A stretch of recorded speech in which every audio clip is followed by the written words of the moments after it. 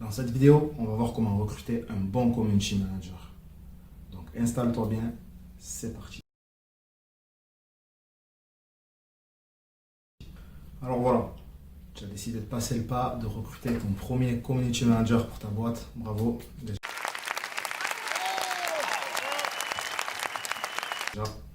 Ensuite, tu ne sais pas forcément ce que tu dois regarder pour savoir si c'est un bon community manager ou pas. Dans cette vidéo, comme je l'ai dit, on va s'intéresser à ça. Donc si tu es à la recherche d'un community manager, tu es sur la bonne vidéo. Ou si tu souhaites toi-même devenir community manager, tu es aussi sur la bonne vidéo. Car ça peut être intéressant pour toi de savoir ce que le recruteur va chercher avant de t'engager. Avant d'aller plus loin dans la vidéo, n'oublie pas de liker, de partager et de commenter cette vidéo. Vous savez, vous aidez ma chaîne en faisant ça. Et en plus, ça me touche.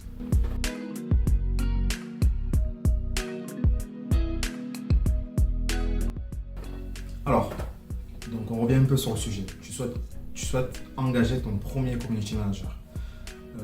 Qu'est-ce qu'il faut regarder? En premier, avant même de le rencontrer, quelques jours avant, je te conseille de regarder sa présence sur les réseaux sociaux. Donc avec son nom, son prénom, tu essayes de regarder ce qu'il fait un peu sur LinkedIn, sur Twitter, sur Facebook, voir un peu sa personnalité, ses idées, et voir quelle image il dégage sur les réseaux sociaux. Ça te permettra de savoir quelques trucs. Déjà de savoir s'il maîtrise un peu les réseaux sociaux, de savoir s'il ne fait pas de faute d'orthographe. J'aime pas trop ça, moi il m'arrive d'en faire, j'ai des logiciels de correction. Je vous le conseille d'ailleurs. Je vous conseille Langage Tools et Bon Patron qui sont des logiciels de correction de faute d'orthographe. Tout le monde peut en faire. Donc voilà, ça va te permettre de savoir déjà tout ça avant même de le recevoir. Donc en tant que CM, si toi tu es CM et que tu regardes cette vidéo, je te conseille de travailler ta présence sur les réseaux sociaux, de travailler une présence propre. Donc fais-toi un compte bien privé, bien fermé, où tu partages tout ce que tu as envie de partager, tes beuveries, tes machins, tout ce que tu veux, tu vois, tout ce que tu veux qui doit rester privé, du moins ne pas être vu par tout le monde. Et fais-toi un compte vraiment propre avec ton nom et ton prénom, où tu mets ton portfolio, tu mets tes activités, tu mets tes publications, etc.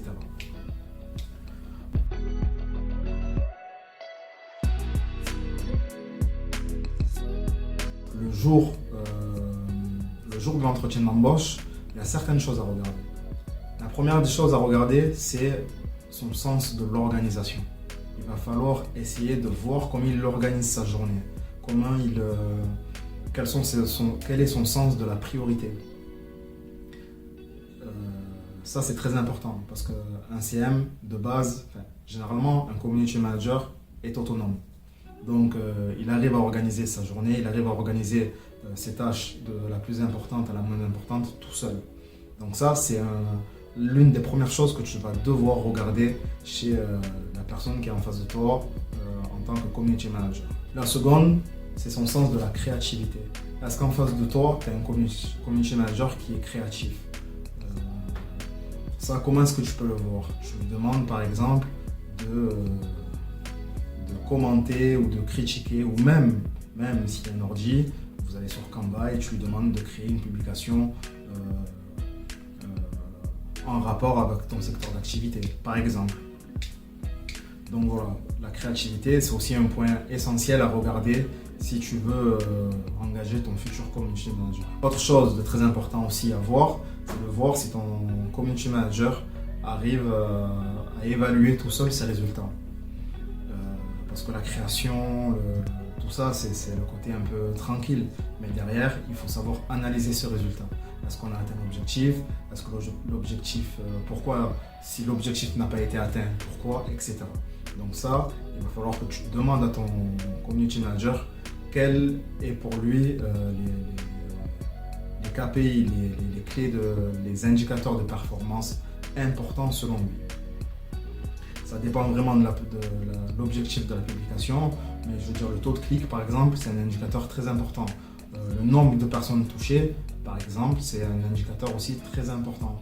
Autre point essentiel, c'est de savoir à quel point le community manager qui est en face de toi connaît ton secteur d'activité. Alors, un community manager n'est pas obligé de connaître ton secteur d'activité sur le bout des doigts. Parce qu'il est community manager Il n'est pas dans l'automobile, la restauration, la jardinerie, peu importe. Il est community manager. Donc, il doit avoir au moins les bases. Pourquoi? Parce que toi, ça te fera gagner du temps. Ça te fera gagner du temps, tu n'auras pas besoin de lui expliquer pourquoi cette chose-là est comme ça, pourquoi ça c'est comme ça, etc.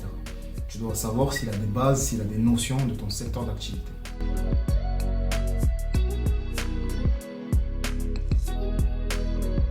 Donc voilà, je vais me résumer rapidement. Avant l'entretien d'embauche, tu regardes sa présence sur les réseaux sociaux, tu regardes son branding, son personnel branding, tu regardes sa façon d'écrire, tu regardes s'il fait des fautes d'orthographe ou pas. Il y a des fautes d'orthographe qui sont minimes, qui peuvent passer. Ça peut être un oubli, une faute de frappe, etc. Et il y a des fautes d'orthographe qui sont impardonnables.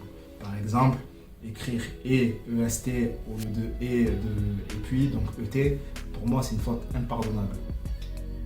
Donc ça, c'est des choses à regarder avant l'entretien d'embauche. Pendant l'entretien d'embauche, tu dois regarder son sens de l'organisation, tu dois regarder son autonomie, tu dois regarder quoi d'autre, qu'est-ce que j'ai dit d'autre, tu dois regarder s'il connaît quelques bases de ton secteur d'activité, etc. Donc voilà, ça c'est des choses importantes à regarder pour savoir si tu as en face de toi un bon community manager ou pas. J'ai failli oublier, il est important de savoir avec quel outil ton community manager travaille. Pourquoi c'est important? Ça va t'aider aussi à déceler, à savoir s'il est organisé ou pas. Par exemple, un community manager qui te dit je travaille avec aucun outil de gestion de réseaux sociaux, c'est possible, c'est amplement possible, mais déjà tu dois te dire attention, ça doit te mettre une petite puce à l'oreille. Après, il serait bien de le tester, de le faire venir avec son ordinateur et de lui dire voilà, montre-moi une publication en rapport avec mon secteur d'activité. Ça te permettra de voir comment la personne travaille. Donc une publication, ça inclut la photo, le design de la photo et un texte percutant. Donc voilà, j'espère que j'ai tout dit. C'est ma 3e vidéo, donc si celle-là est un peu fouillie, je suis désolé, je vais essayer de faire un bon montage. J'ai fait pas mal de vidéos sur le sujet, tu dois le savoir maintenant, donc je t'incite vraiment, si ce métier-là t'intéresse, je t'incite vraiment à les regarder, qui vont apparaître juste par là. Moi, je te dis à bientôt et régale-toi avec mes vidéos. Allez, peace!